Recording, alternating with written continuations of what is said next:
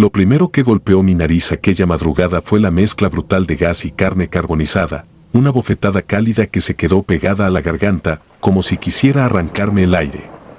Solo entonces recordé que seguía vivo. Ese pensamiento, tan simple, me sostuvo suficientes segundos para no caer redondo al suelo entre los hornos del crematorio municipal de Toluca, donde la muerte llega deshecha en paquetes opacos y sale convertida en polvo ligero, como si desobedeciera las leyes del peso. Era el año 2010 y yo llevaba apenas 6 meses aprendiendo a manejar las llamas. Los nuevos no solíamos recibir casos especiales, pero aquella tarde descargaron un cuerpo al que los periódicos llamaron mensaje, un muchacho de 20 y pocos años sin cabeza, abandonado en un lote baldío después de que un grupo armado lo exhibiera en una camioneta. El encargado de guardia, cansado de cubrir dobles turnos, me cedió la tarea. Sella la bolsa, ajusta la cámara, registra la temperatura, dale fin, me dijo con un gesto que preferí no discutir. Antes de empujar la camilla, me fijé en las manos del joven. A pesar de la piel chamuscada por los primeros golpes de sol y la sangre seca, los dedos estaban cerrados con una fuerza que solo he visto en los que se resisten a ser olvidados. No hubo ceremonia.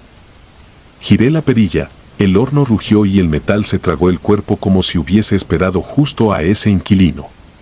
40 minutos después, abrí la puerta para remover los restos. El olor se pegó al interior de mi mascarilla, un recordatorio punzante de que la vida se vuelve humo en silencio. Ni rastro de cabeza, solo un montículo pálido de hueso y ceniza.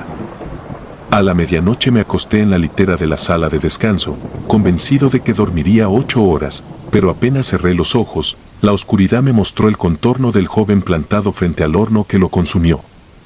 No tenía rasgos, era una silueta recortada por un resplandor naranja.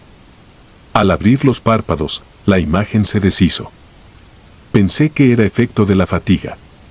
Hasta los veteranos se ríen de los sueños vívidos que provoca la mezcla de calor, monóxido y café barato. Pero el segundo y el tercer sueño repitieron la misma escena, idéntica. Desperté con la sensación terrosa de haber estado respirando cenizas. Creí que un cambio de turno y un litro de agua bastarían para resetearme, pero al volver a la sala de hornos 2 noches después, el piso pareció vibrar bajo mis botas. Un paso, otro. Seco, pausado, demasiado real para ser imaginación. El corredor estaba vacío y el reloj marcaba las 3:22. Ningún compañero cerca. El único sonido fijo era el ventilador industrial zumbando en el techo. Moví una linterna por los rincones sin ver a nadie. De regreso a mi puesto, hallé un rastro oscuro en las baldosas que conducía al horno que había usado para el muchacho, la silueta de una pisada impregnada con partículas grises. Deslicé un dedo y se tiñó de polvo fino, aún tibio. Limpié rápido, evitando pensar. Esa madrugada, la cámara de vigilancia del pasillo se apagó durante 37 segundos. Lo sé porque revisé la grabación a la mañana siguiente, tenso, esperando una explicación técnica. El archivo mostraba estática y después retomaba la imagen sin ningún salto de tiempo, todo igual excepto un detalle: la puerta del horno marcaba 2 centímetros abierta, aunque yo recordaba haberla dejado bien cerrada. Las bisagras exteriores estaban frías, pero dentro seguía latiendo un calor extraño, casi reciente, como si alguien hubiese quitado la tranca y hubiera mirado directo al interior ardiente. Empecé a dudar de mis propios recuerdos. Revisaba candados 2 veces, anotaba temperaturas en 2 libretas, saturado de miedo a fallar. Aún así, las pisadas regresaban. A veces se detenían frente a la puerta que daba al estacionamiento, otras en la bodega de ataúdes vacíos.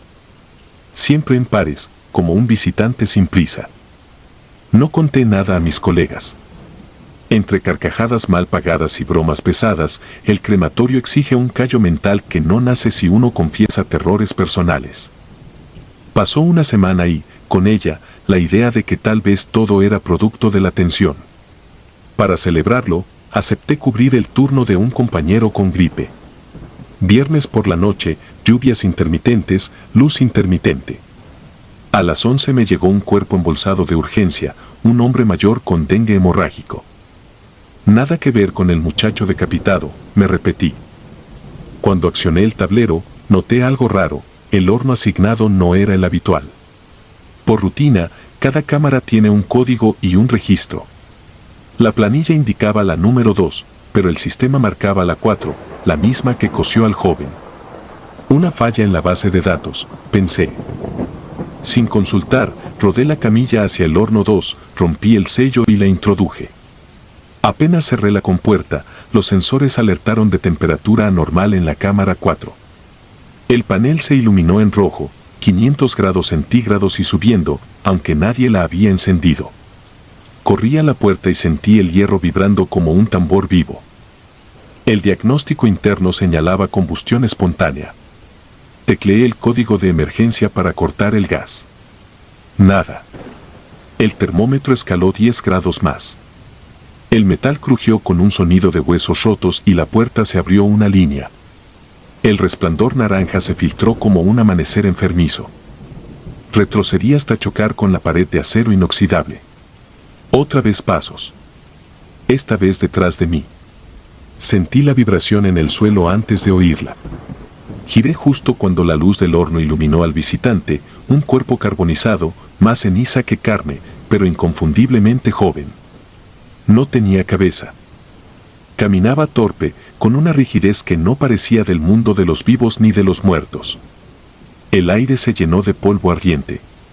Cada paso dejaba un molde de su pie en ceniza tibia sobre las baldosas. No corrí. El miedo absoluto puede vaciar hasta la última orden motora. Me limité a ver. El espectro se plantó frente al horno 2, el que yo había encendido minutos antes, y su torso giró como si inspeccionara la puerta sellada. Luego, sin manos visibles, golpeó el pestillo. Este cayó al suelo con un tintineo metálico que me atravesó los tímpanos. La puerta se abrió y un humo gris escapó, cargado de calor. Dentro, el cadáver reciente ardía sin llama, como si la energía hubiese sido robada de la cámara 4. De algún modo entendí que el visitante había llegado por su cabeza. Quizás sentía que algo faltaba para completar el tránsito. Tal vez reclamaba la justicia que la ley no le dio. Esa idea clareó mi mente lo suficiente para mover las piernas. Salí tambaleando hacia la oficina de control, buscando el botón maestro que corta la electricidad. Al presionarlo, todo se quedó a oscuras excepto el brillo interno de los hornos, que seguían radiantes como soles diminutos. El calor subió. Las alarmas fallaron, los extintores ni se activaron. Regresé al pasillo y vi al espectro de espaldas, quieto, encarando la compuerta del horno 2. Sin sonido, la puerta se cerró. Un golpe seco. Al instante la temperatura mostró niveles imposibles, 700 grados centígrados, 800 grados centígrados, 900 grados centígrados. El metal se puso rojo, después blanco. No recuerdo cómo llegué al exterior.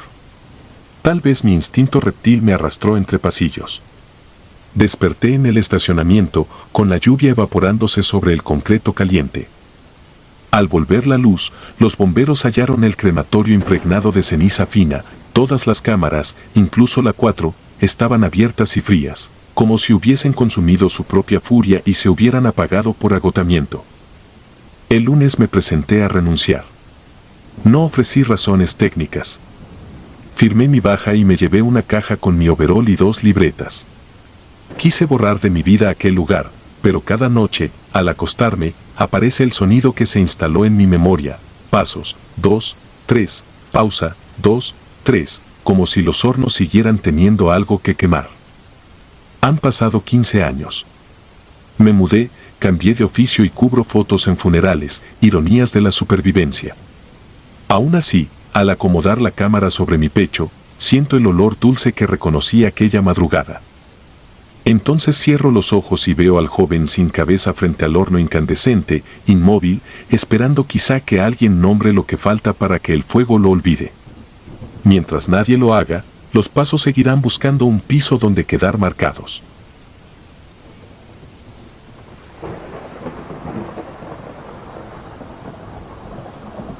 La mujer que se quedó parada frente al horno. Aquello empezó como una noche tan tranquila que el silencio parecía extenderse como los muros fríos del sótano, Sin embargo, el tiempo se partió en dos cuando entendí que la muerte no siempre duerme dentro de las bolsas negras. Prefiero mantener mi nombre en el anonimato. Era el año 2009 y yo tenía 24 años. Cumplía mi turno nocturno en la morgue de Tlalpan, un edificio gris que apenas sobresalía entre bodegas y patios olvidados. El olor a desinfectante, mezclado con metal quemado, se me había vuelto tan familiar como el pulso. Revisaba inventarios, etiquetaba prendas, limpiaba charolas. Nada fuera de lo común hasta esa hora exacta, 2:37 de la mañana. Mientras anotaba la temperatura de los hornos, levanté la vista y la vi. Una mujer de blanco se encontraba inmóvil frente al horno de cremación número 2. Su vestido largo parecía tejido con la misma cal que cubría las paredes. Tenía la piel tan pálida que brillaba bajo la lámpara fluorescente rota que colgaba sobre nosotros. Pensé que era una familiar extraviada. Allí no debía haber nadie ajeno al personal, el acceso de madrugada se cerraba con doble candado. Me acerqué con paso firme, acostumbrado a desalojar curiosos que se colaban detrás de ataúdes. Levanté la mano para indicarle que saliera. Ni un sonido salió de mi boca al principio, la laringe se me endureció como cemento húmedo. Cuando por fin logré articular palabras, o algo parecido, ella desapareció. No giró ni corrió, simplemente dejó de estar. El pasillo quedó vacío en un parpadeo, como si nunca hubiese ocupado espacio. Instinto y rutina chocaron. Primero seguí el protocolo, encendí todas las luces, verifiqué cámaras, barrí cada esquina. Nada. Ni rastro de puertas forzadas. El registro digital marcaba las mismas 4 personas de servicio, 2 guardias arriba, mi colega de necropsias en el laboratorio y yo. Nadie más. Sentí el estómago contraerse al recordar algo que mi abuela decía: a la muerte hay que temerle viva, no quieta. Pero esta clase de refranes no caben en reportes oficiales, así que volví a mi lista y forcé la mente a la normalidad. 40 minutos después, el monitor que controla las cámaras se apagó por completo. Un parpadeo eléctrico podría explicarlo, pensé. Fui a la caja de fusibles. Todo en orden. Volví a la oficina y el monitor encendió solo. La pantalla mostraba una transmisión fija, la puerta del horno 2. En el ángulo inferior emergía un reflejo blanco, un velo levitando a escasos centímetros del piso. Saqué mi celular para fotografiar la pantalla, la imagen quedó totalmente negra, como si la lente se hubiese negado a registrar aquello. A esa hora, el aire acondicionado detuvo su zumbido constante. Con él se fue la sensación de rutina. El silencio se volvió pesado, denso, capaz de deformar la conciencia. Me sentí observado desde la penumbra que cubría los estantes con frascos de formol. Avancé por el pasillo apenas iluminado, sosteniendo una linterna. Mis botas retumbaban sobre el mosaico, amplificando el sonido de los propios latidos. Cuando llegué frente al horno 2, advertí que la puerta metálica tenía marcas de manos, huellas húmedas, pegajosas, como si alguien la hubiese presionado desde dentro. En el registro, ese horno había permanecido vacío desde la tarde anterior, la siguiente incineración estaba programada para la mañana. Abrí la pequeña ventanilla de inspección. Un soplo frío escapó y empañó el vidrio de mis gafas. Dentro yacía un ataúd de servicio, de los que usamos para cuerpos sin identificar. Jamás debió estar ahí. El peso de aquella irregularidad me perforó la lógica. Corrí al archivo para revisar la bitácora de ingresos. Ninguna entrada coincidía con un cadáver anónimo esa semana. Busqué firmar un reporte de anomalía, pero la pluma se deslizaba sin tinta sobre el papel, dejando líneas transparentes. Fue la primera vez, en años de turnos nocturnos, que me temblaron las manos al redactar. Sentí que la realidad se aflojaba, como si un hilo gigante tirara de los objetos, cambiando su sitio cuando yo pestañeaba. Regresé al horno con la intención casi insana de abrir la cámara y constatar el contenido. El metal quemaba, aunque las resistencias estaban apagadas. Sujeté la manija con un trapo. Al desplazar la compuerta, un olor extraño me invadió, ni carne, ni ceniza. Más bien, humedad añeja, como tierra recién volteada. Deslicé el ataúd fuera. No estaba sellado, solo asegurado con broches sueltos. El instinto gritaba que me detuviera, pero la mente científica exigía respuesta tangible. Abrí la tapa. Dentro no había cuerpo. Solo un vestido blanco, perfectamente doblado sobre las tablas. Encima descansaba una fotografía en blanco y negro. La imagen mostraba el pasillo de la morgue décadas atrás. Al fondo, el horno 2, idéntico, con su puerta entreabierta. Y frente a él, la misma figura de mujer de blanco, observadora, eterna. Sentí un vértigo brutal. Era imposible, la morgue se inauguró oficialmente en 1985, pero la fotografía parecía anterior, quizás finales de los 70. Quise meter la mano para tomar la foto, pero algo me detuvo, la madera del ataúd crujió con un ritmo interior, como si uñas insistieran en salir. Retrocedí. La temperatura bajó de golpe. El vapor de mi aliento se volvió visible. Entonces lo entendí, aquel ataúd era una invitación, un umbral. No contenía restos, sino un objeto personal del fenómeno que yo estaba presenciando. La morgue se convertía en su escenario, y yo, en testigo predestinado. Decidí cerrar la tapa, volverla a su sitio, sellarla con puerta y enclavarla con cadenas de los estantes. Al terminar, la linterna parpadeó y se apagó. El pasillo quedó sumido en penumbra ténebra. Avancé guiado por la memoria, consciente de cada latido que parecía resonar contra las paredes. Alcancé la escalera que llevaba a la superficie. Empujé la puerta, bloqueada. Salí al corredor opuesto y la encontré abierta. Corrí hacia el área administrativa, donde el cristal de la recepción reflejaba mi figura, pálida, desencajada, cubierta de polvo gris. Sin embargo, algo no encajaba en el reflejo. Detrás de mí, en el cristal empañado, se delineaba un vestido blanco sin dueño. Me di vuelta y no hallé nada físico. Pero el reflejo permanecía, ajeno a mi giro, como si la imagen hubiese cobrado autonomía. Entonces advertí el último golpe. Sobre mi bata, a la altura del pecho, se marcaba ahora una huella húmeda, la impronta de una mano extendida. El reloj marcaba las 4:12 de la mañana. Faltaban casi 2 horas para el cambio de guardia. Enterré mis miedos en un rincón mental y activé el protocolo de contingencia. Permanecí en la sala principal, iluminé todo. Encendí la radio portátil para mantener ruido constante y mantuve mi vista fija en la puerta del sótano. No ocurrió nada visible durante el resto del turno, pero la impresión de la mano seguía allí, oscureciendo la tela. Cuando llegó la mañana, los técnicos de cremación descendieron. Encontraron la compuerta del horno 2 encadenada.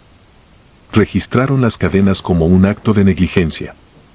Sin dar explicaciones, redacté un informe clasificándolo como intervención urgente, adjunté la fotografía, ahora borrosa, como si la tinta hubiese sangrado, y pedí vacaciones inmediatas. 2 semanas después, el director me citó. Quiso saber por qué un ataúd vacío apareció en el interior del horno 2. Le conté solo la parte tangible, omití la figura, la huella, la temperatura muerta. Me miró con desdén, dijo que mi estado emocional era insostenible y me asignó tratamiento psicológico. Han pasado años.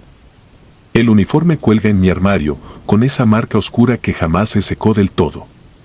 A veces despierto con la certeza de que la palma sobre mi pecho vuelve a latir. He intentado quemar el traje, pero las fibras no arden.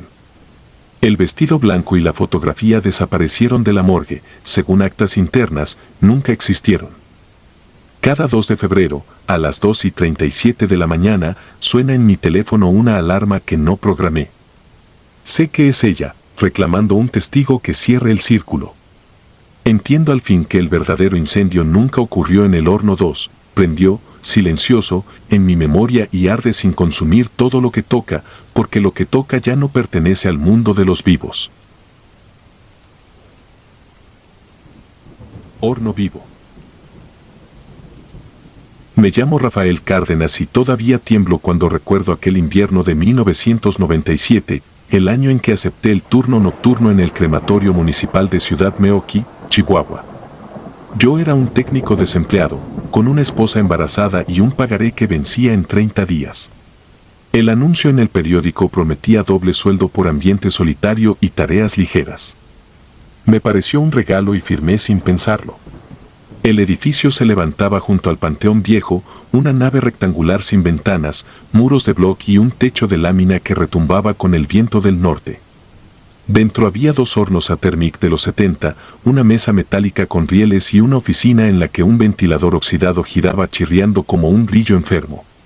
El supervisor, don Saúl, ex bombero jubilado, me entregó un manual amarillento, guantes ignífugos y una frase que no olvidaré: aquí manda el fuego, muchacho, obedécelo y vivirás.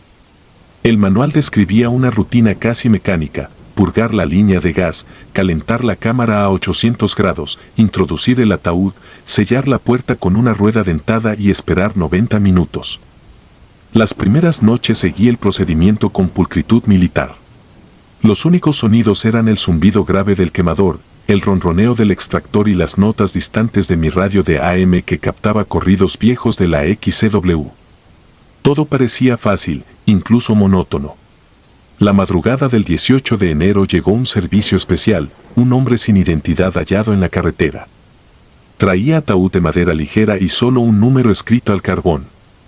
Al empujarlo dentro, el termómetro marcaba 780 grados. A los 30 minutos percibí un gemido, apenas un filo de voz que se filtró por la rejilla de ventilación. Pensé que era el aire dilatando el metal. 10 minutos después los golpes empezaron, 3 puñetazos secos contra la puerta de acero. Nunca había oído algo así, me acerqué al visor y un fogonazo naranja me cegó. Cuando la temperatura descendió a 200 grados abrí la cámara. El esqueleto estaba retorcido, la mandíbula desencajada y las falanges crispadas como reclamando una salida. Me invadió un mareo, pero me convencí de que todo se explicaba por la deshidratación de tejidos y la presión interna del ataúd. Aún así, esa misma mañana me costó besar a mi esposa, traía impregnado un olor dulzón, mezcla de grasa quemada y madera húmeda. Ella dijo que olía a carnitas. 2 noches después se presentó Araceli Benítez, la técnica de mantenimiento del ayuntamiento. Mientras revisaba los filtros me susurró: Rafa, ¿tú también los escuchas? No quise parecer cobarde, asentí y seguimos trabajando como si nada. Pero desde ese instante descubrimos un patrón macabro: gemido al minuto 30, golpes al 40 y, casi al final, un chillido que pareciera rasgar el tubo de combustión. El suelo vibraba, el ventilador se detenía y mis tapones auditivos apenas servían para amortiguar la condena. Para mediados de enero dormía menos de 3 horas diarias, atormentado por sueños donde un horno gigante se abría como un vientre y dejaba escapar siluetas ardientes con rostros sin ojos. En la realidad, el crematorio comenzó a sentirse vivo. El silbido de los ductos se convertía en murmullo cuando pasaba, como si las llamas conversaran sobre mí. Hubo noches en que el quemador se encendió solo, marcando temperaturas imposibles sin que yo tocara un botón. El 25 de enero llegó el cuerpo de un niño de 11 años. El ataúd de pino era tan pequeño que lo introduje con cuidado casi reverencial. Apenas giré la rueda, un susurro infantil se deslizó por la cámara: mamá. Me quedé helado, pero sellé la puerta. Durante todo el ciclo percibí el olor a cabello quemado, tan parecido al de un muñeco derretido que tuve náuseas. Cuando abrí, quedaban cenizas finísimas y un trozo intacto de madera con la huella de una mano. Guardé aquel pedazo en un cajón, incapaz de tirarlo. A inicios de febrero, la alcaldía programó 3 cremaciones en una misma noche. La segunda correspondía a un anciano, la tercera a un señor Ansúrez, muerto por infarto.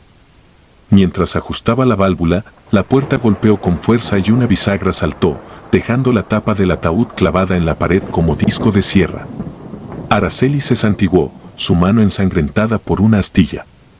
Con cinta metálica aseguramos la bisagra y continuamos porque detener el proceso significaba desacato y posible despido. A la 1 de la mañana introdujimos al señor Ansúrez. El quemador rugió, pero las llamas se tornaron verdes, como cobre fundido. El manómetro trepó a la zona roja, la válvula se atascó. 3 martillazos sonaron en la puerta que daba al panteón. Corrí a abrir, el pasillo estaba vacío, salvo por un aire gélido que olía a vela consumida. De regreso, el cristal del visor explotó en una lluvia de fragmentos incandescentes que se incrustaron en mi antebrazo. Dentro del horno vi figuras humanas, pequeñas, casi translúcidas, girando en espiral sin consumirse. Los aspersores de emergencia se activaron, inundaron el cuarto y sofocaron las llamas. Cuando el vapor se disipó, la cámara estaba vacía salvo por la placa metálica de Ansures, limpia, sin hollín. El supervisor llegó con policías municipales. Revisión de cámaras, ningún desperfecto registrado, solo Araceli y yo paralizados frente a un horno que, en pantalla, lucía apagado. Nos suspendieron por sabotaje y negligencia. Aquella tarde, mientras vendaban mis quemaduras, encontré una nota ennegrecida en el bolsillo de mi overol: no escuches. Alimenta al fuego.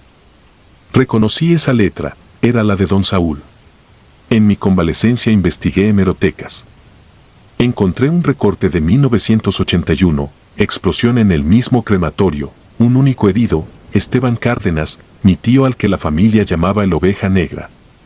Declaró que había escuchado voces dentro del horno antes del estallido. Murió un año después, carbonizado en un incendio de taller. Sentí que la sangre me palpitaba en las sienes, algo perseguía a los Cárdenas. La noche del 9 de febrero, incapaz de soportar la intriga, regresé clandestinamente. El crematorio estaba en penumbra, pero los hornos exhalaban un calor latente, como brasas bajo ceniza. Abrí la cámara izquierda y una ráfaga de aire denso, caliente, me azotó el rostro. Sobre la bandeja yacía mi placa de identificación, la que el supervisor me había retirado. La tomé y escuché mi respiración rebotar en los muros como eco ajeno. De pronto las puertas se cerraron solas, los quemadores rugieron a toda potencia. El termómetro atravesó los 900 grados mientras la alarma contra incendios permanecía muda. A través del visor, un remolino de brasas formó una silueta compuesta por decenas de rostros superpuestos, ojos huecos que goteaban fuego líquido. Entre el estruendo reconocí mi nombre gritado al unísono. El metal del piso se ablandó, mis botas se hundieron hasta los tobillos. Olí mi cabello arder. Sentí un peso insoportable de culpa, recordé cada cuerpo introducido, cada puerta que sellé, cada golpe que ignoré. Comprendí que las voces no venían de cadáveres aislados, sino de la suma de todos, un coro de cenizas que reclamaba atención. El fuego, alimentado por dolor ajeno, reclamaba un operador definitivo, alguien que escuchara hasta el final. Escogió a mi tío, luego a mí. Con un último resto de fuerza giré la rueda de sellado hacia afuera, pero la rosca se partió. Las llamas giraron formando un túnel y las siluetas me envolvieron.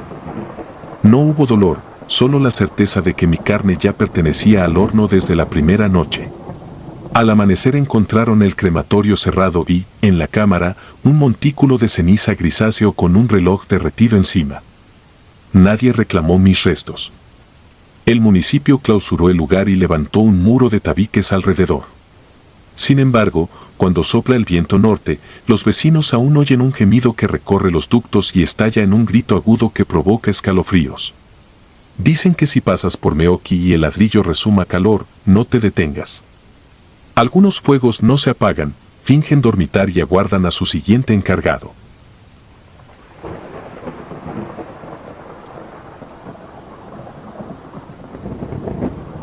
Llama final. No sé explicar por qué acepté el puesto de técnico auxiliar en el crematorio San Damián, al norte de Puebla. Tal vez porque el anuncio decía horarios continuos, paga semanal y yo necesitaba el dinero, tal vez porque siempre creí que los muertos callan para siempre. Pronto descubrí lo contrario. Era 2018, finales de octubre. Los hornos funcionaban casi las 24 horas por la saturación del panteón vecino.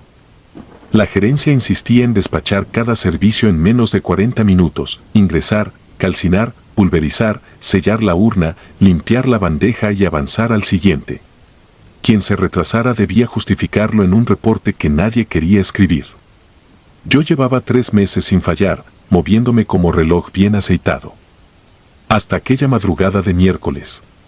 Llegó una camioneta blanca con logotipos del Ministerio Público. Traían un féretro metálico, sellado con remaches.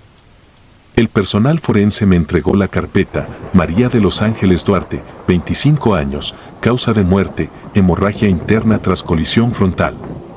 No me fijé en la foto pegada al expediente, la cinta negra la cubría casi por completo. Firmé la recepción, escaneé el código y vi la hora límite, 3:45 de la mañana. 15 minutos para cargar y encender. Deslicé el ataúd hasta la plataforma móvil. Los rodillos rechinaron con un tono agudo que me crispó los nervios. Encendí el quemador auxiliar para precalentar la cámara. En el monitor aparecieron 890 grados centígrados estables. Introduje el féretro a medio cuerpo y me dirigí al panel de control para activar el ciclo. En ese instante sonó un ligero toc-toc, 2 golpes, desde dentro del ataúd. No fue eco de la cadena, no fue vibración del motor. Fueron nudillos humanos golpeando acero. Tragué saliva y mantuve la mano suspendida sobre el botón verde. Miré alrededor, sala vacía, solo el parpadeo del fluorescente. El aire olía a gas propano y flores marchitas. Escuché de nuevo, 3 golpes seguidos, más claros, urgentes. La lógica me gritaba que era imposible. Las normas me exigían seguir. El instinto me clavó los pies al piso. Recordé a mi supervisor repitiéndonos que, si algo parecía raro, verificáramos documentos, una hoja puede salvar tu empleo. Abrí la carpeta buscando incongruencias. Entonces lo vi, el acta venía firmada por mi padre. Él había muerto cuando yo tenía 12, sin embargo, su rúbrica estaba allí, idéntica a la de sus viejos recibos de luz, con la rasgada y aquel gusano que dibujaba al final. Sentí que el frío del mostrador me subía por los brazos. Otro golpe. Después, un susurro: sácame. Ni fuerte ni claro, apenas un aliento atrapado entre paredes de metal. Cerré los ojos. Intenté racionalizar, tal vez gases de descomposición, tal vez dilatación del féretro, tal vez una broma macabra de los forenses. Pero la voz sonaba viva. Tomé la llave de trinquete y quité los primeros tornillos. El metal estaba caliente aunque no había ingresado del todo. Retiré la tapa superior apenas unos centímetros y el interior exhaló un vapor agrio. Giré la lámpara frontal y el cono de luz reveló un rostro amoratado. Ojos cerrados. Piel curtida por la autopsia. Nada se movía. Pero cuando acerqué la mano al pulso carotídeo, los párpados vibraron. Se abrieron. Pupilas enormes. Me miraron con terror absoluto. Labios resecos se separaron milímetros y dejaron escapar un hilo de voz. No, era mi hora. Aparté la mano de golpe. La lámpara cayó y rebotó, alumbrando fugazmente el número de expediente grabado en la tapa del féretro: 102731-BA. Ese mismo código apareció al instante en el monitor del horno y la pantalla se tornó roja como si alguien hubiera programado un ciclo automático. El quemador principal rugió encendiendo una llamarada interna que me quemó la cara a metros de distancia. Corrí a presionar el paro de emergencia, la luz System Lock brillaba fija, el software no respondía. El féretro empezó a avanzar solo, arrastrado por la plataforma hidráulica, chirriando sobre los rodillos oxidados. Di un salto y traté de jalarlo, pero un estallido desde dentro dobló la tapa, la presión me empujó hacia atrás. Sentí el golpe de calor en la espalda cuando la compuerta se cerró. El vidrio del visor se cubrió de un vaho rojizo. Grité, tal vez maldije, tal vez imploré. Nadie podía oírme. Dentro se oyeron golpes frenéticos, puños contra metal, y luego un chillido agudo que se fundió con el rugido del gas. Toda la estructura vibraba como si algo enorme pateara las paredes. Apreté puños, vi cómo los segundos parecían coagularse en el reloj digital. A los 10 minutos la máquina emitió un pitido, temperatura interna, 1120 grados centígrados. Los ruidos cesaron. Solo la combustión quedaba, generando remolinos anaranjados que bailaban detrás del vidrio. La puerta de la sala se abrió de golpe y el supervisor, don Ismael, entró con bata y linterna. Yo estaba empapado de sudor, jadeando. Preguntó por qué activé un ciclo sin autorización. Dije que el sistema se inició solo. Me ordenó bajarlo. Pero cuando presionó reset, apareció un mensaje que jamás había visto: ciclo completado. Supervisor, Ángel Duarte. El apellido Duarte me golpeó la cabeza. Volví a la carpeta, María de los Ángeles Duarte. Ángel Duarte.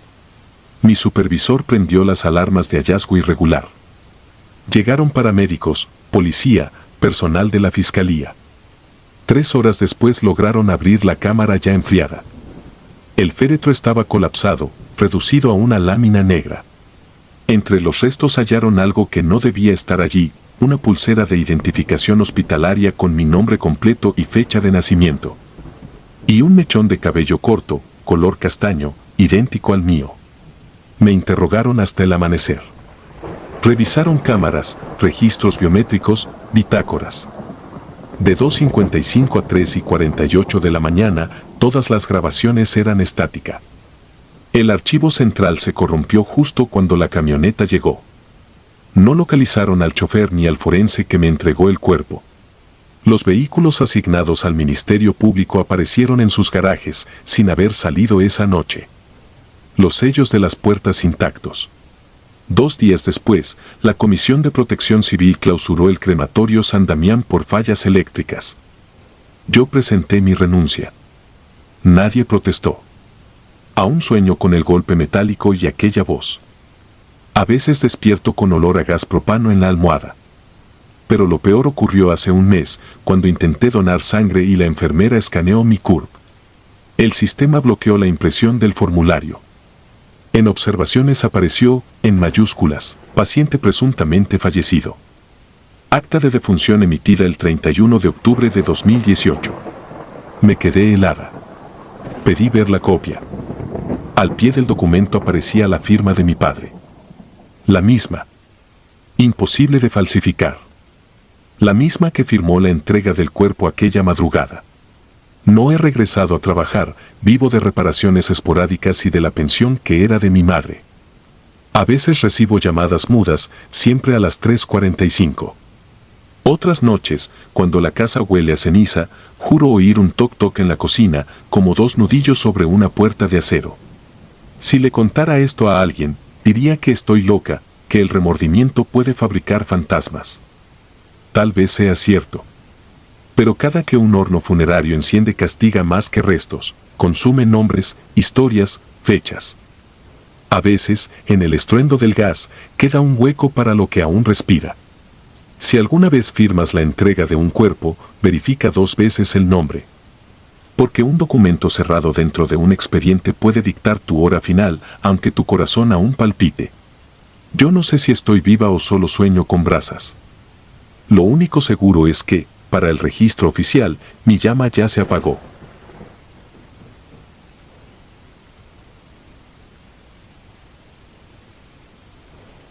Los cuerpos no estaban muertos. Golpeó mi conciencia un estruendo metálico que pareció romper el turno en 2, como si el edificio completo se hubiera encogido para mostrarme sus grietas. Aquel sobresalto marcó el inicio de la noche más larga de mi vida, y no lo digo por dramatizar, todavía escucho la repercusión oscura de ese golpe cuando trato de dormir. Mi nombre es Alfredo, y en 1997 atendía el crematorio central de San Juan de los Lagos, Jalisco.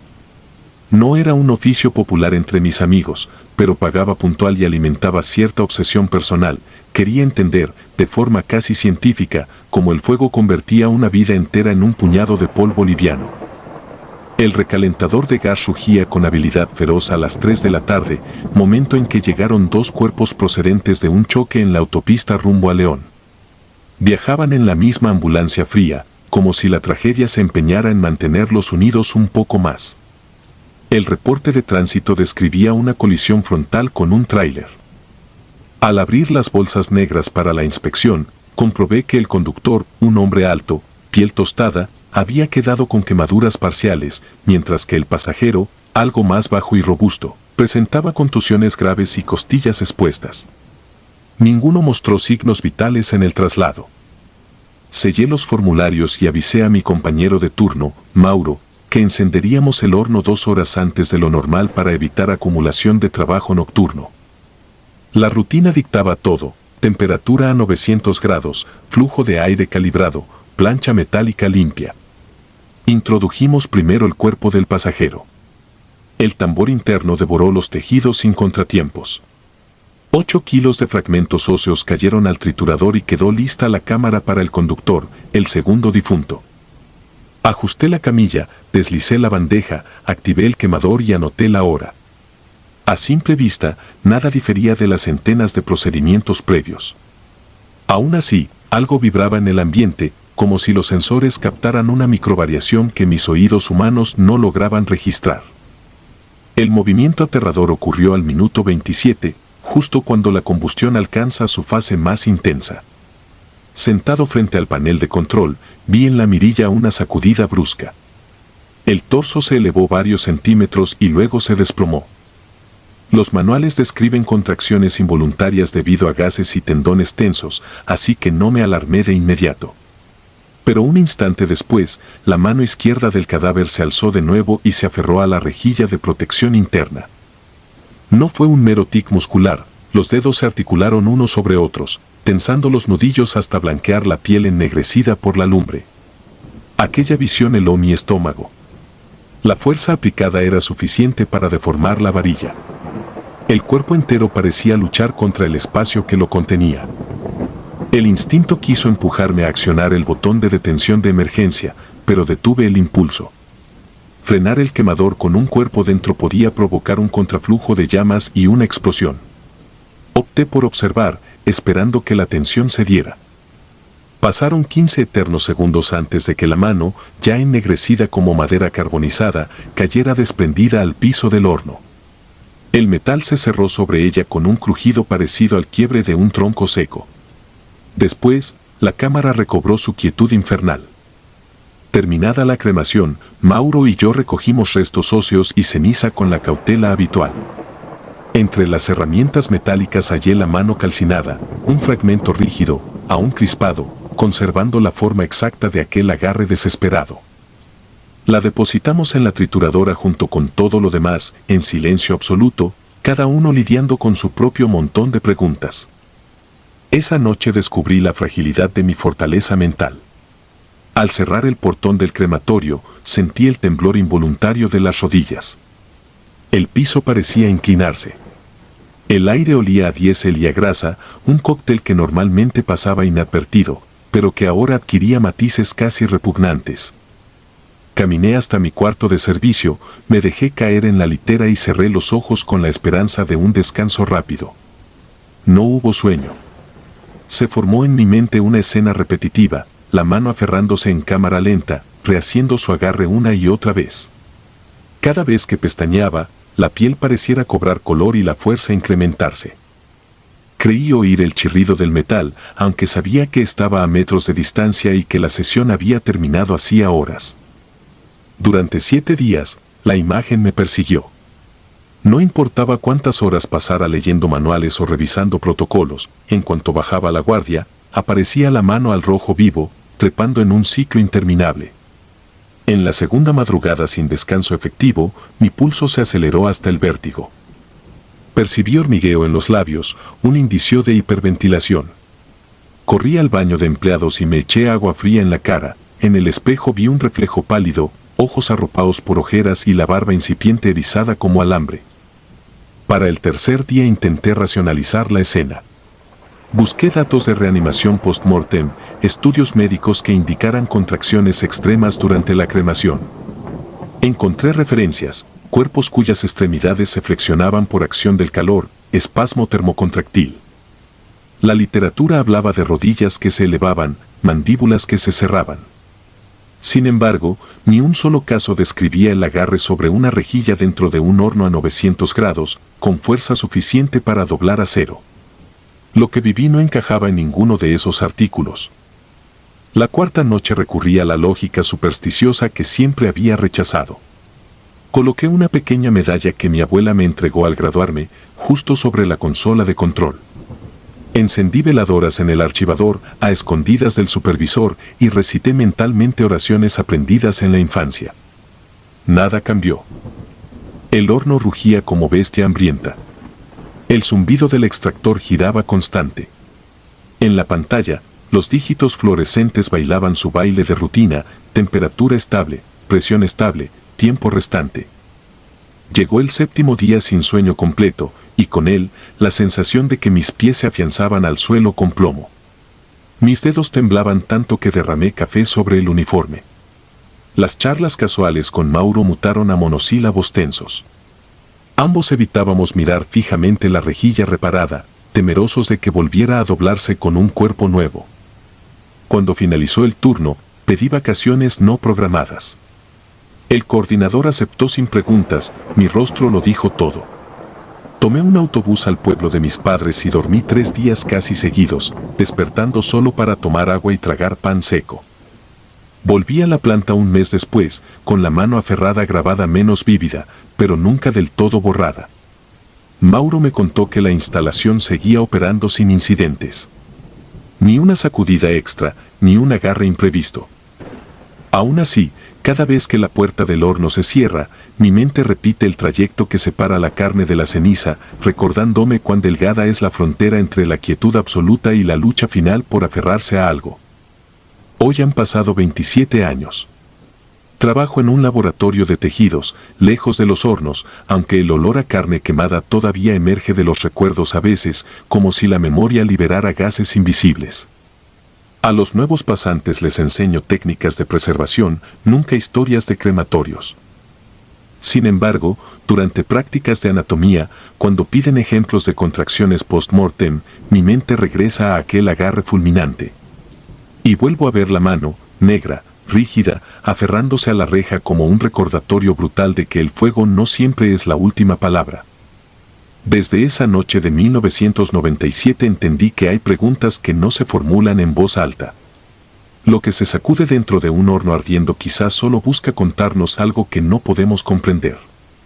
Saber eso basta para que mis párpados tiemblen cada vez que el silencio de la madrugada se torna denso. Y aunque el tiempo promete que las imágenes se diluyen, basta con cerrar las persianas y apagar la lámpara para que la mano calcinada reaparezca, insistente, recordándome que la realidad admite brechas tan extrañas como la textura de la ceniza que un día se negó a ceder.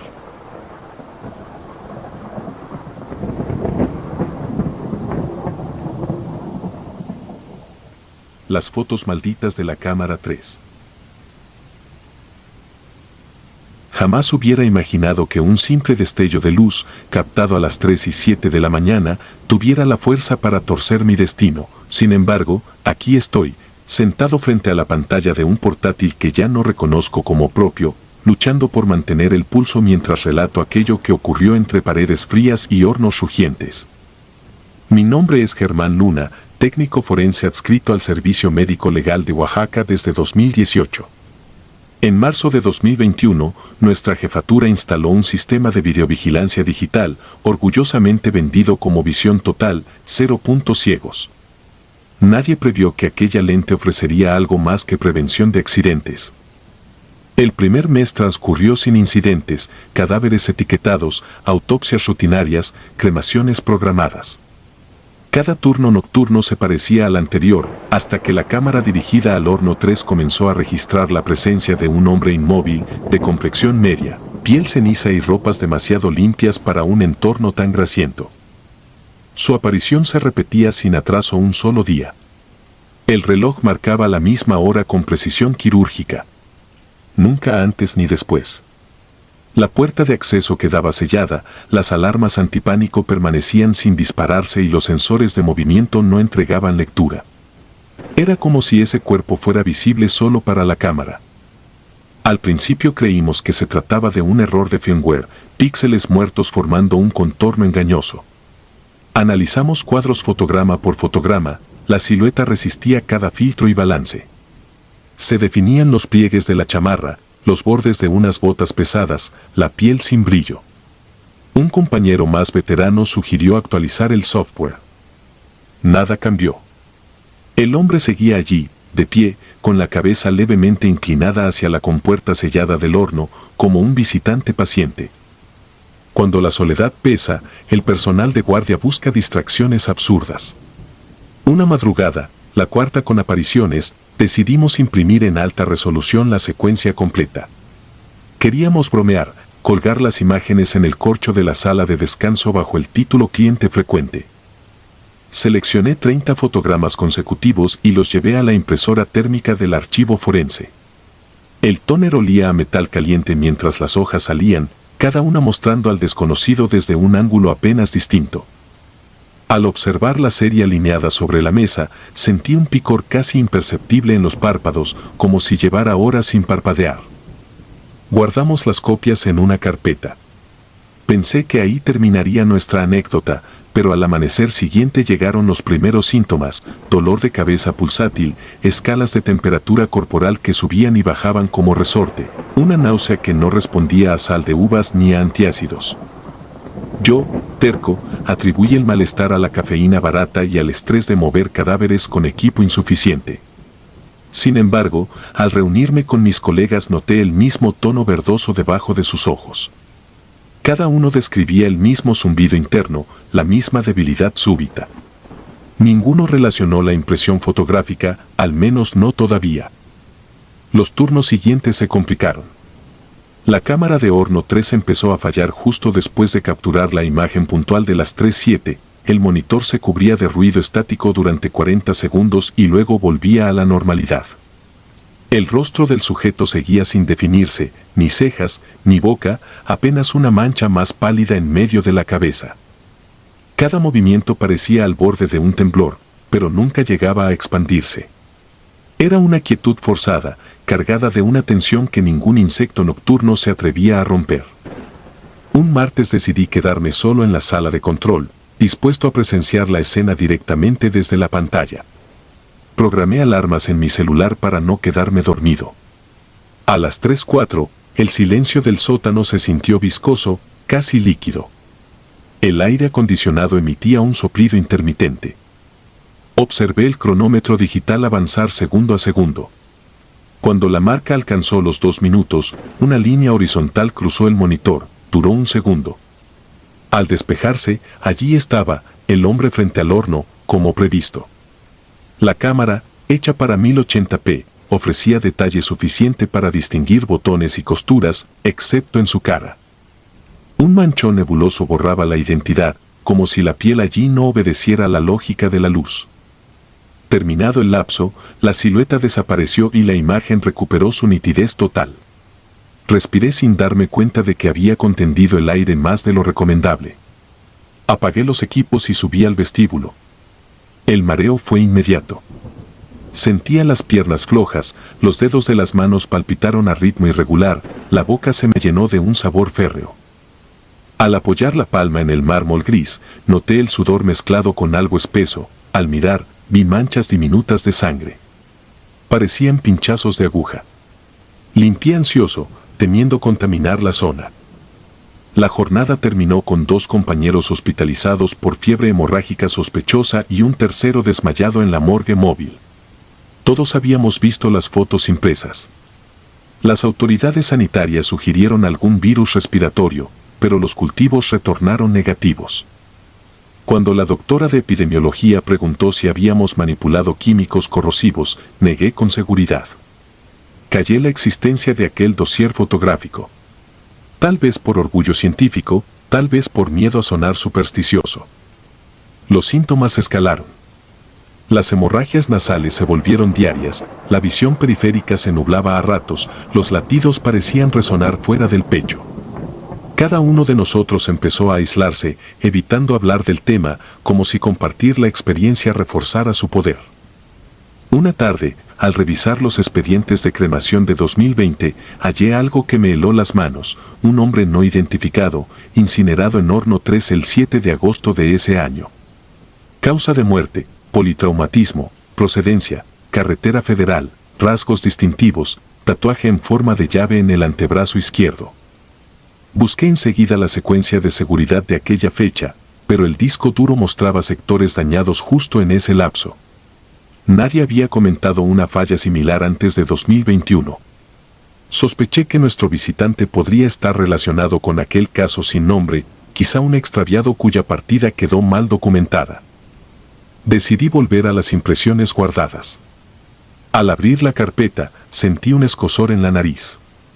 Cada hoja presentaba ahora manchas pardas, como óxido, que no recordaba. Encendí la lámpara UV que usamos para rastrear fluidos. La superficie del papel brilló con diminutos filamentos, asemejando capilares brotando de la imagen borrosa del desconocido.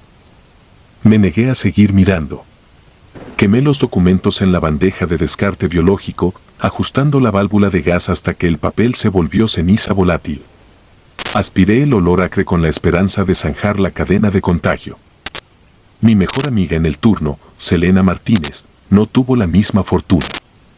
Al día siguiente, su cuerpo fue hallado en el archivador, desplomado sobre cientos de carpetas. Su sangre manchaba fotografías, informes y exámenes toxicológicos. Los paramédicos certificaron un colapso multiorgánico fulminante. Nunca había padecido enfermedad crónica. Pregunté si ella estuvo expuesta a las impresiones. Un auxiliar asintió, recordando que Selena ayudó a embolsarlas en plástico. Fue entonces cuando la correlación se volvió innegable. Solicité a la dirección clausurar Horno 3 temporalmente, argumentando fallos electromecánicos. La petición fue denegada por falta de presupuesto. Con mis últimos bríos, desmonté la cámara sospechosa y la remití al laboratorio de imagen forense en Ciudad de México. El informe regresó con una nota inquietante. El sensor presentaba zonas quemadas no atribuibles a calor externo ni a descargas eléctricas. Un técnico escribió a mano la expresión artefacto de origen desconocido, concluyendo que la garantía quedaba anulada. Hoy, 9 meses después del primer registro, continúo enfermo. Los médicos hablan de una vasculitis atípica, pero ninguna biopsia arroja causa concreta. He perdido 8 kilos, mis encías sangran por la noche y la piel se me torna ceniza en los codos.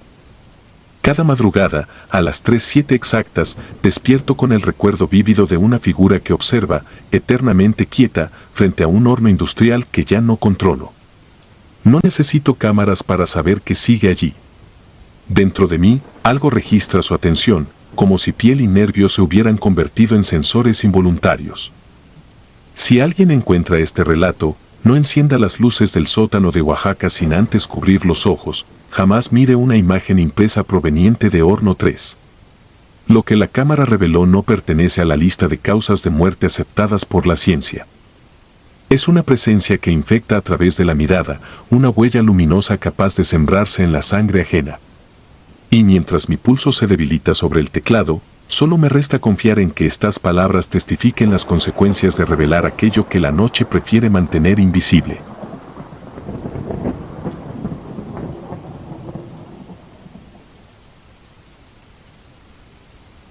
El cuerpo que lloró antes de entrar. No existe entrenamiento que prepara a un trabajador de crematorio para escuchar el lamento de alguien que ya no respira. El sonido se clava en la mente como metal recalentado y, aunque solo dure un parpadeo, deja una marca que no se borra. Mi nombre es Arturo y soy de Monterrey. Lo que viví en 2017 me marcó de por vida y todavía retumba cada vez que la noche cae sobre la ciudad. Aquel año yo era el más joven del turno nocturno en el crematorio municipal, un viejo edificio encajado al pie del Cerro de la Silla. Mi rutina era simple: recibir cuerpos, verificar datos, registrar pertenencias y vigilar que los hornos funcionaran con la temperatura exacta. Nada heroico, solo la triste constancia de que la muerte nunca detiene su agenda. El 23 de mayo llegó un cadáver sin nombre. La etiqueta colgaba de su tobillo con las 2 letras que siempre inquietan, NN. Lo encontraron en una bodega abandonada de la colonia Independencia. El informe mencionaba posible hipotermia, aunque la autopsia completa se haría después. El cuerpo estaba intacto, sin heridas visibles, la piel pálida como cera recién vertida. Junto con mis compañeros, Rolando y Brenda, lo pasé a la camilla de metal para llevarlo al área fría. En ese instante, escuché un sollozo, débil pero claro, como si hubiera alguien atrapado dentro de un tubo hueco. Mi pulso se aceleró, pero me obligué a suponer que era el rechinar de las ruedas. Sin embargo, al cruzar la puerta que conduce al corredor principal, Rolando se detuvo. Sus ojos se clavaron en la camilla. Él también lo había escuchado.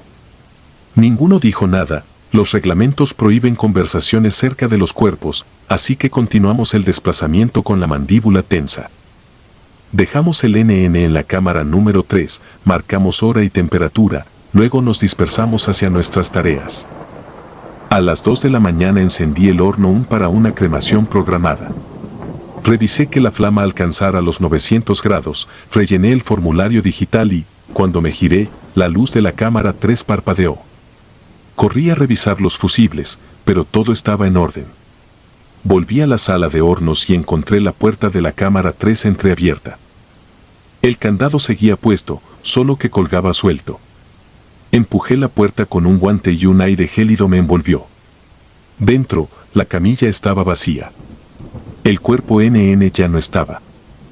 Mi primera reacción fue cerrar los ojos con fuerza, convencido de que la vigilia prolongada me estaba jugando una mala pasada.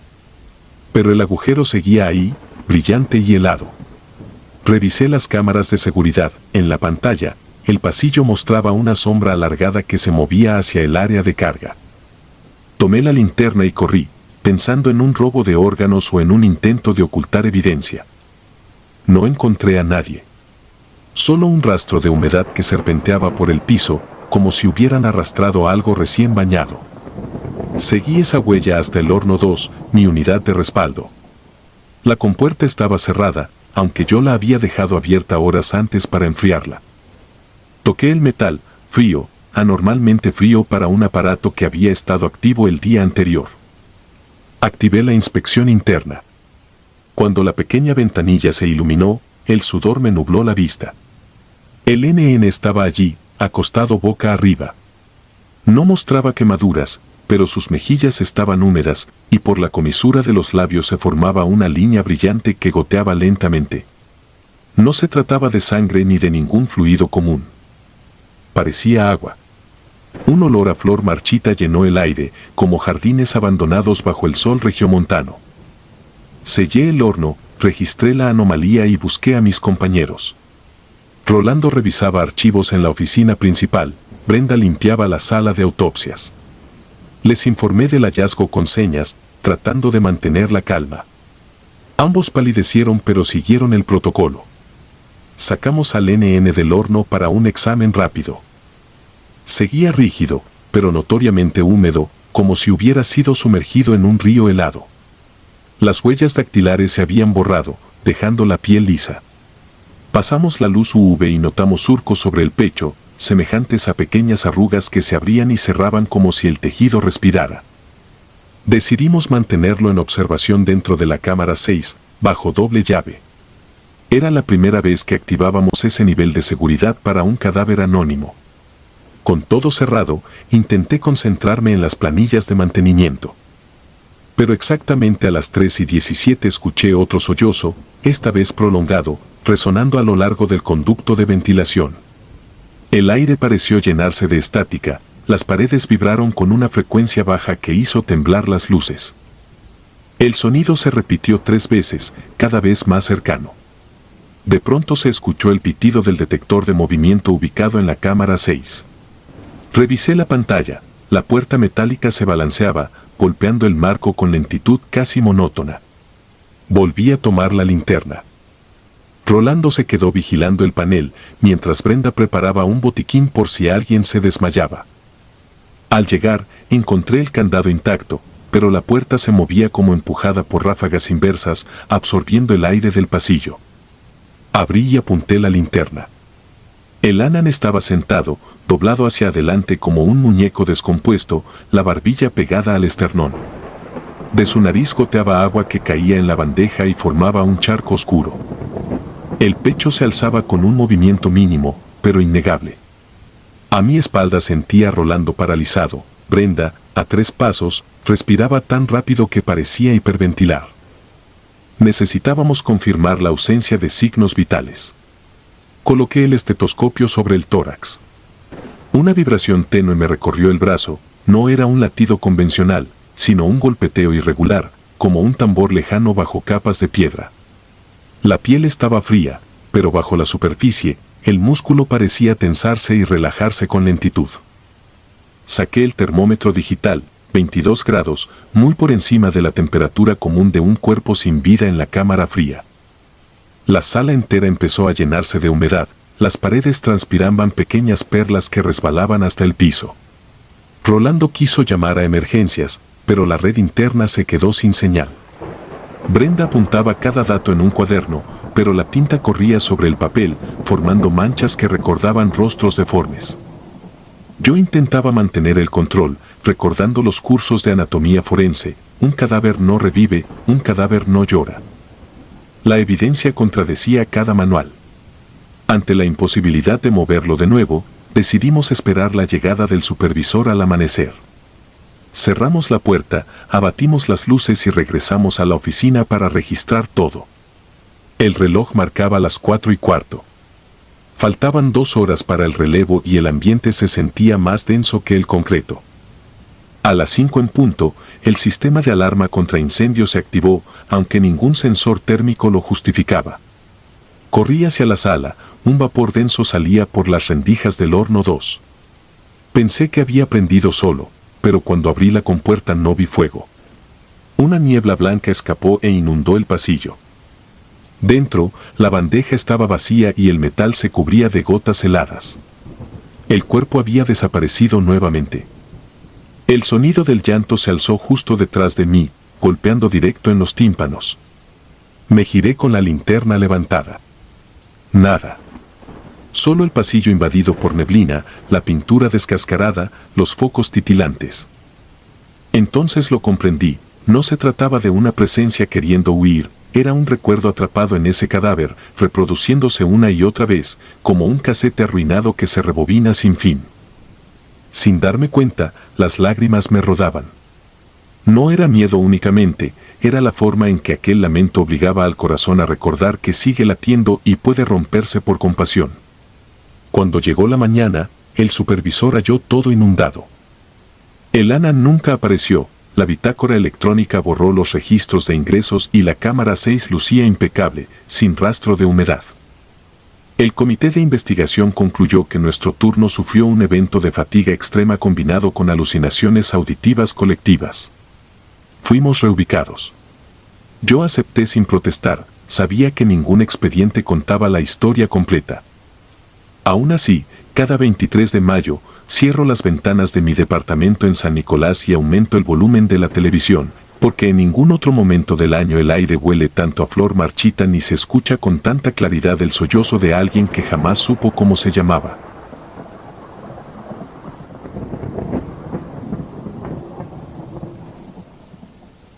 Urna sin nombre. Me llamo Julián Soto y, aunque ahora soy vigilante nocturno de una fábrica, durante 10 años trabajé como auxiliar en el crematorio San Gabriel, un recinto modesto junto a la carretera federal 140, a las afueras de Jalapa. Aún me sudan las manos cuando recuerdo mi última guardia en aquel lugar, una madrugada de julio de 2018 que jamás he podido borrar. Nunca fui supersticioso, el olor metálico y la cal de los hornos me parecían tan normales como el humo del café. Pero esa noche descubrí que, en un crematorio, algunas cosas arden y otras se aferran al aire, flotando invisibles, hasta que encuentran un cuerpo donde posarse. El turno empezó a las 22.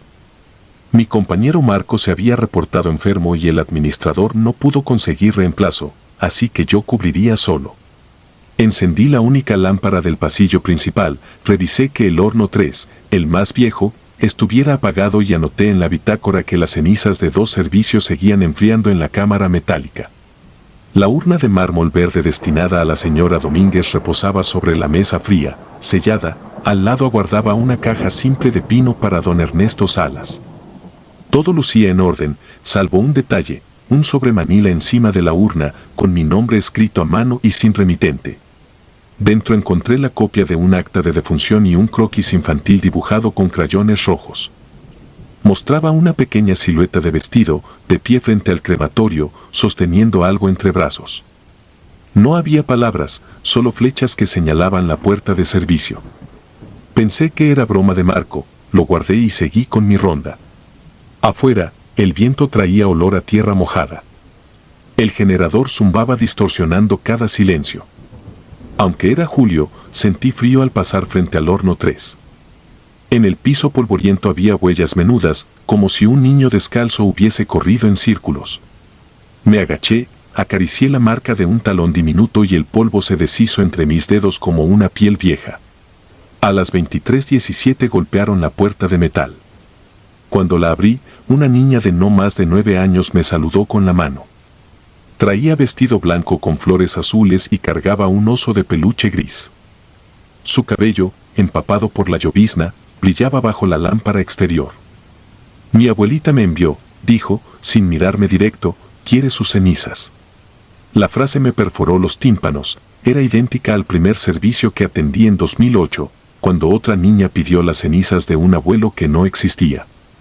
Recordé la advertencia de mi supervisor de entonces, si una familia no figura en registros, nunca entregues nada. Sin embargo, la lista confirmaba apellido Domínguez y la hora de retiro para la mañana siguiente. La única discrepancia era que, según el acta, la finada no tenía descendencia. ¿Podía tratarse de un error? Aún así, la mirada sombría de la niña me crispó. Me limité a decir que volviera al amanecer con un adulto y cerré la puerta. Cuando apreté el cerrojo, escuché detrás un sollozo sordo, como brasa que chisporrotea. No tenía sentido, pero olía a cabello chamuscado.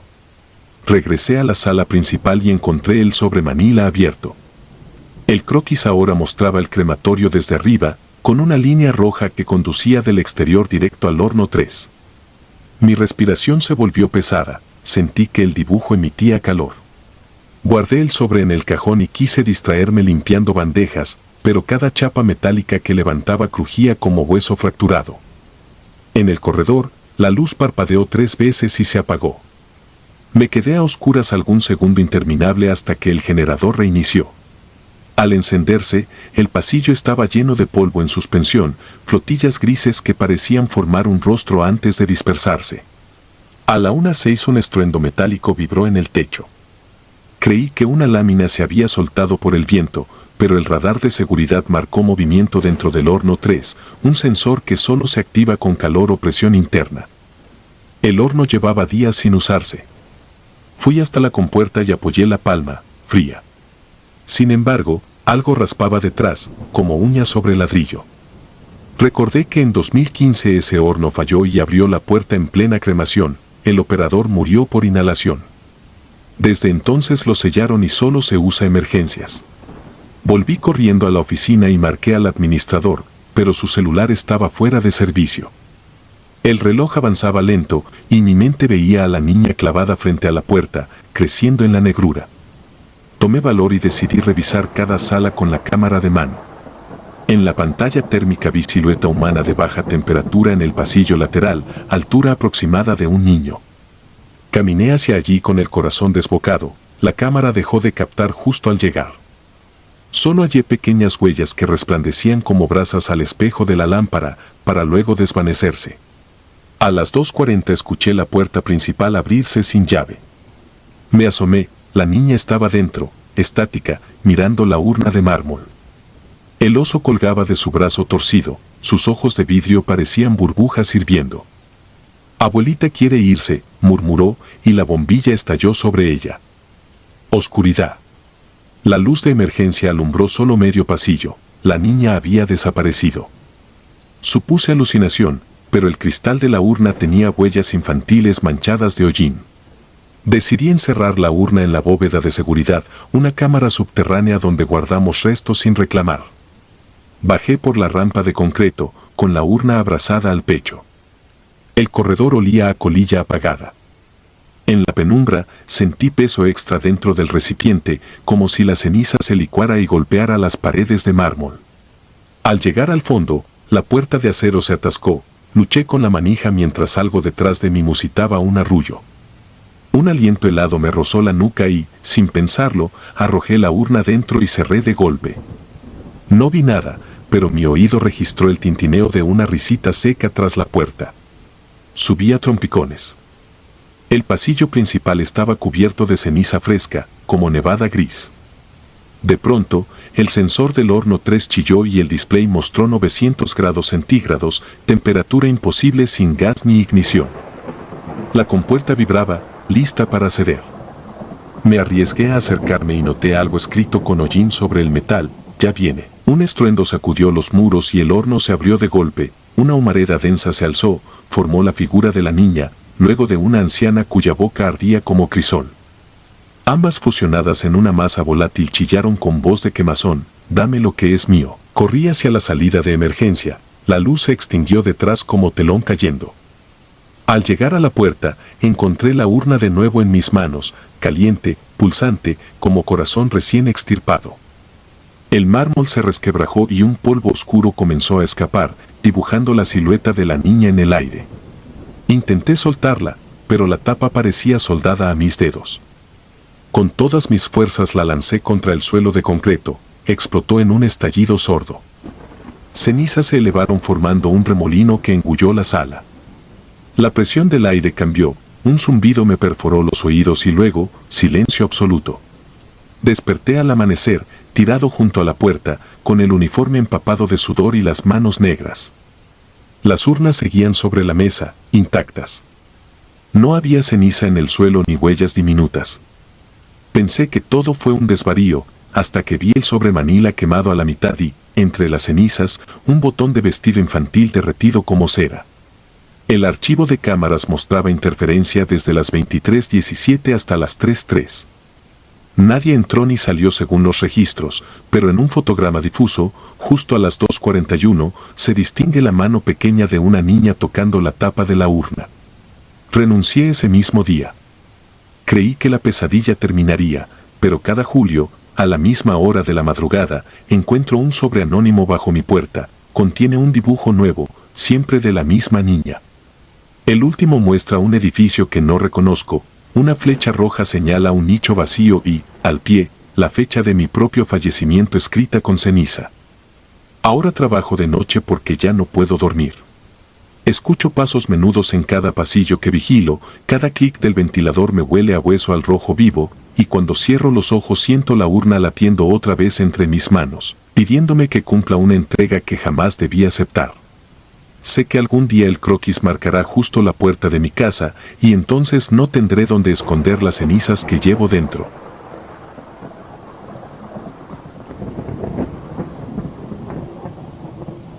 Aliento en las llamas. Me llamo Iván Salgado.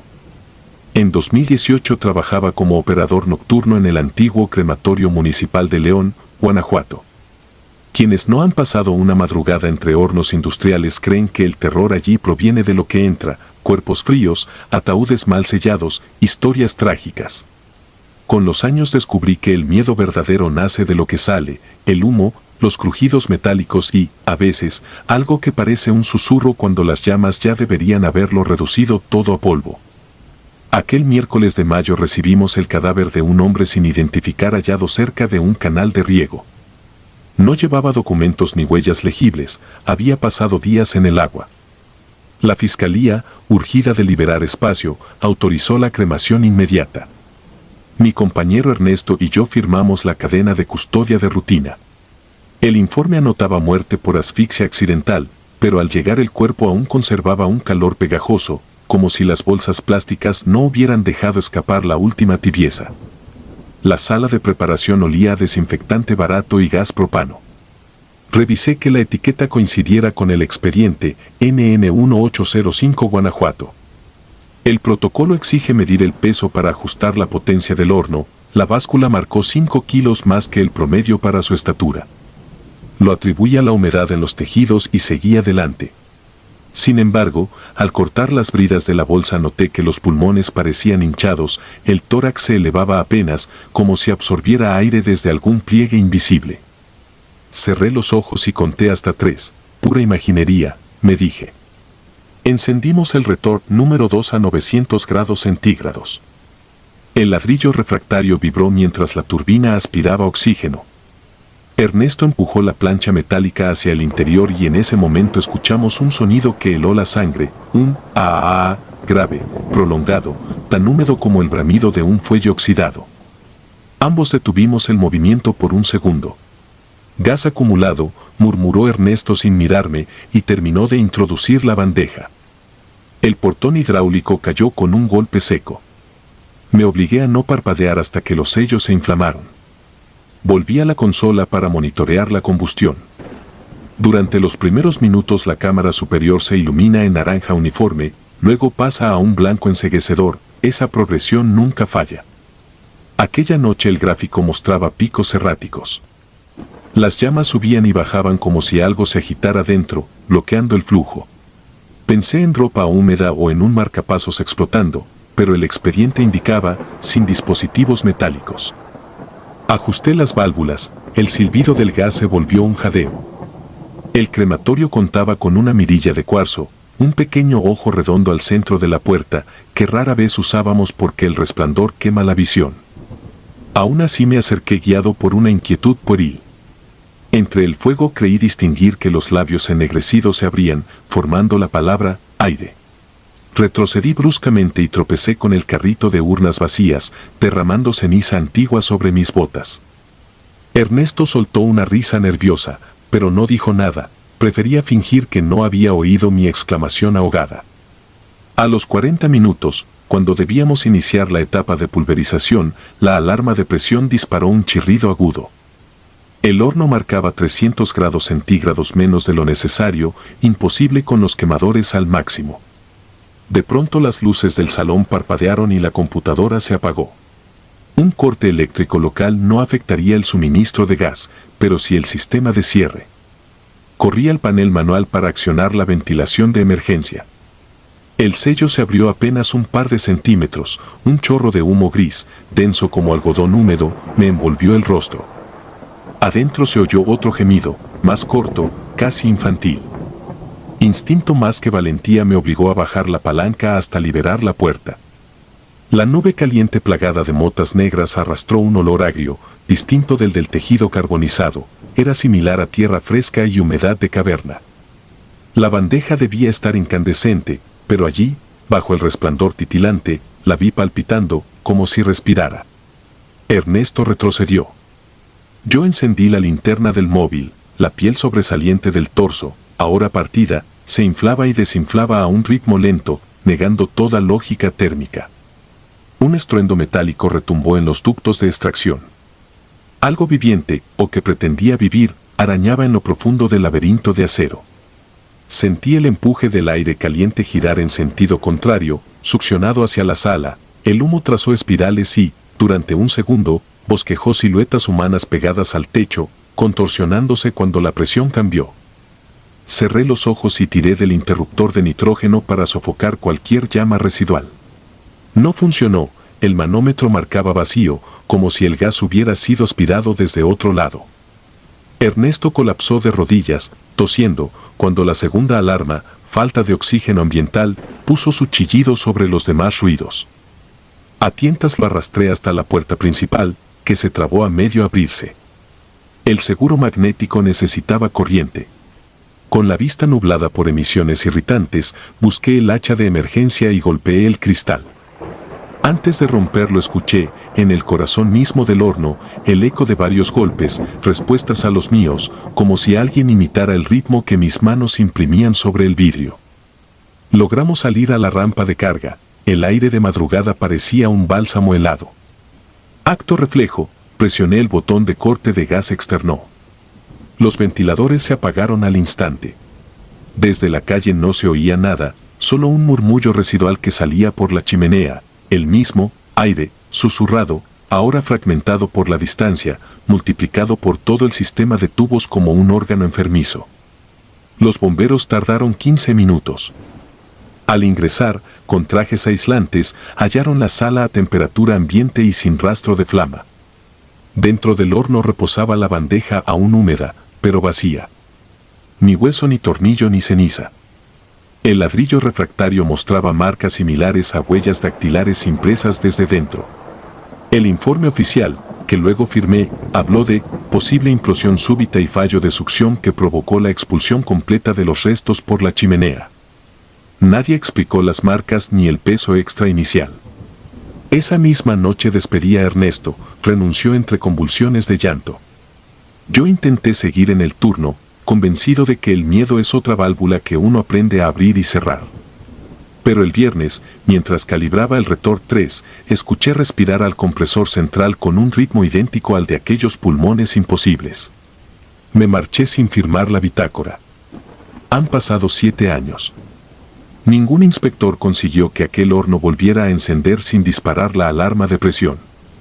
Al caer la tarde, cuando el sol toca el borde de los hangares vacíos, la chimenea expulsa un vaho gris que no huele a madera ni a carne, huele a la primera bocanada de alguien que llevaba demasiado tiempo conteniendo el aliento.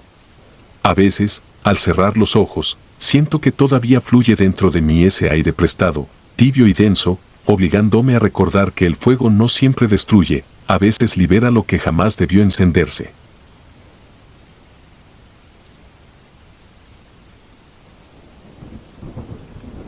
Fuego helado. Me llamo Edgar Ruiz. Desde hace 7 años cubro el turno nocturno en el crematorio municipal San Gabriel, a 15 kilómetros del último alumbrado de Saltillo. La mayoría cree que mi trabajo consiste en presionar botones y limpiar hornos, pero la realidad es más rutinaria. Vigilo pantallas, archivos certificados y, sobre todo, reviso los mapas térmicos que ahora exige la Secretaría de Medio Ambiente. Esos sensores infrarrojos pintan cada horno con tonos que van del azul al blanco. Si detectan calor donde no debería haberlo, suena una alarma que puede costarme el empleo. Llegué a las 11 con un termo de café rancio y la espalda agarrotada. Los obreros del último servicio ya se habían marchado y el silencio se adhería al pasillo como polvo húmedo. Encendí las luces de control, 6 monitores apilados, cada uno con la imagen de un horno. 3 seguían incandescentes, los otros 3 lucían azules y quietos, enfriándose. Firmé el registro y apunté las temperaturas: 27 grados centígrados, 26 grados centígrados, 25 grados centígrados. Todo normal. A medianoche hice mi primera ronda. Respiré el olor denso a ladrillo quemado y desinfectante. Nada inusual. Volví al despacho y me distraje leyendo un artículo sobre cementerios digitales. Lloviznaba y el techo metálico repiqueteaba. A la 1:37 de la mañana un destello naranja apareció en la esquina del monitor del horno 3, que debía estar inactivo. Entorné los ojos, la mancha creció hasta formar un contorno humano que caminaba dentro de la cámara. El software marcó 37 grados centígrados. No era una superposición, cada horno tiene su propia cámara. Retrocedí la grabación 10 segundos, la silueta no existía. 10 segundos adelante, alzaba un brazo, giraba el torso, palpaba la pared como alguien encerrado. Grabé el clip, me puse guantes y tomé la llave maestra. El corredor parecía más largo que de costumbre, los fluorescentes chisporroteaban, proyectando sombras que reptaban por los azulejos verdes. Escaneé la tarjeta de acceso, pitido verde. Tiré del asa. Un aliento gélido me golpeó la cara y empañó mis gafas.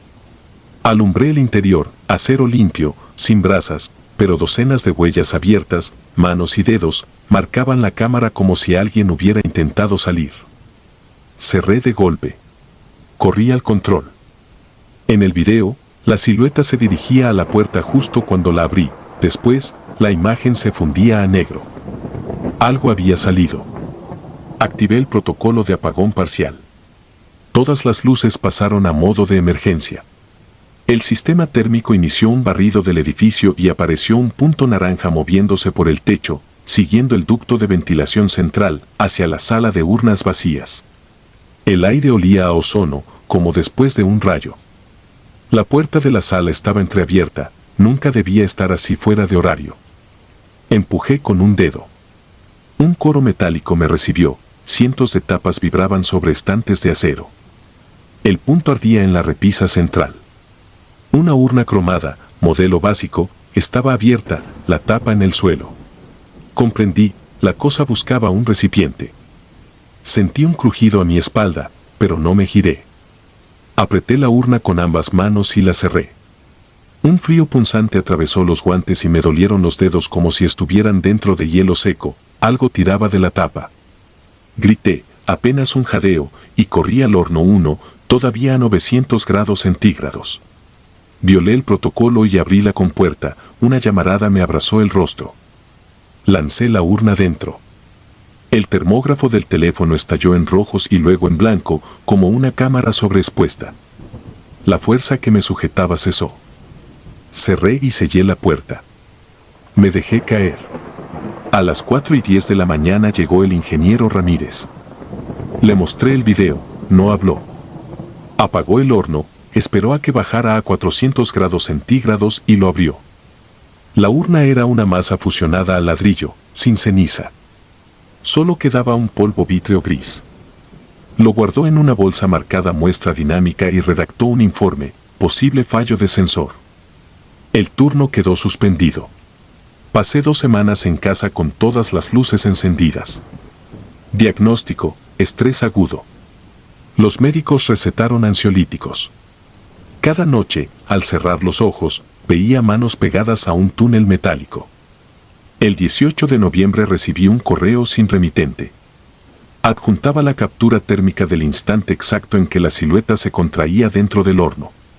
Sobre el contorno aparecían 2 palabras en amarillo incandescente: aún frío. No podían haber sido editadas, el sistema firma cada cuadro.